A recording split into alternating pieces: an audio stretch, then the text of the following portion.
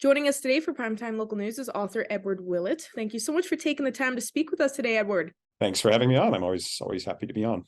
Really happy to have you on here because we were speaking on your first ever novel, and it's called Soulworm, and this is now available in new editions, so it's back out there. So let's starting off. Can you just kind of describe exactly how this was, released back in the day? Just a little bit of a history and a backstory on Soulworm. Yes, this was my first published novel, not the first one I'd written because I started writing them in high school.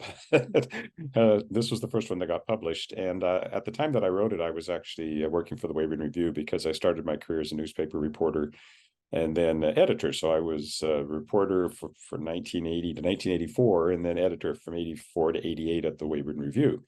And sometime along in there, I wrote Soulworm. It wasn't published until 1997, but I've left it set when it was written, so it's basically set in the 1980s. So I even put a Stranger Things font on it for the title because of that.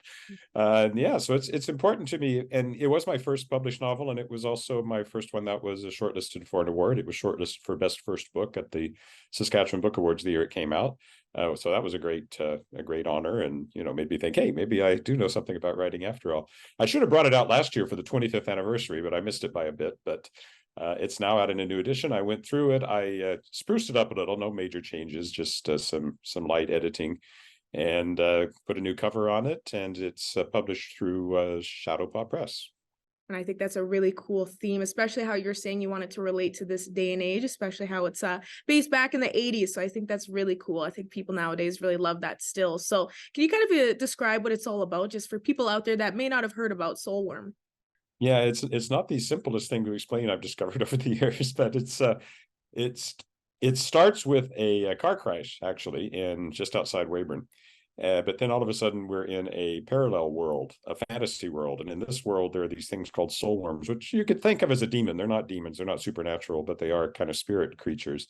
And they feed off of hatred and violence and that sort of thing.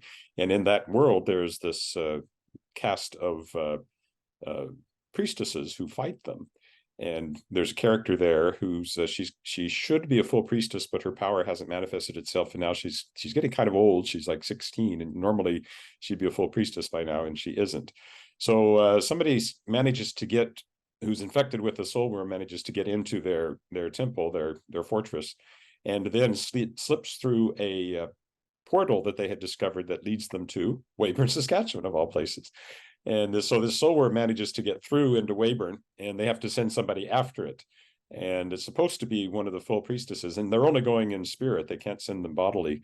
And instead, it's our young heroine from the priestesses that gets sent through. But when she gets there, she finds herself in the body of just kind of an observer, not able to do anything, of this girl in Weyburn, whose best friend and she were in this accident that started things off, and her friend has been strange since then, and that's because she is now host to the soulworm. And so this priestess is not yet a full priestess, but she's got to somehow save the world from this soulworm before it manages to spawn by creating a violent incident that it can feed off of.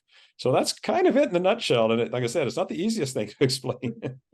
And now when this was first published and you were seeing that strong support, with the awards and everything, and just seeing how the strong reaction for it when it was first published, how does it feel to come out now in new edition? Well, it's one of the great things about the publishing world we live in now is that you have much more capability to do that sort of thing. Shadowpaw Press is my publishing company. And although I publish many other authors as well, and I've published everything from nonfiction to historical fiction, and I'm reprinting other novels that have reverted to the authors because their publisher went away or something like that. So this falls right into that. But the only reason I can do that is because it has become possible to do that through print-on-demand technology and online bookstores and all of that stuff. So in a way, this is taking advantage of new technology to put out something that came out long before anybody ever dreamed of any of that kind of technology, which is kind of fun as well. But it is, as I said, it's still set in the 1980s. And one reason for that, a very simple reason, is anything set nowadays, you have to deal with cell phones and the internet and everything else. And there are certain aspects of the story that if the characters could text each other or whatever, it wouldn't work. It's like Buffy the Vampire Slayer. Half those stories don't work if they can text each other. So that's one reason it's set right when it was written. Perfect, Edward. Was always really nice chatting with you. I think you'll be seeing some good reaction and strong support once again for Soul Worm when it's out now in the new edition. So thank you so much for joining us today. Thank you for having me on.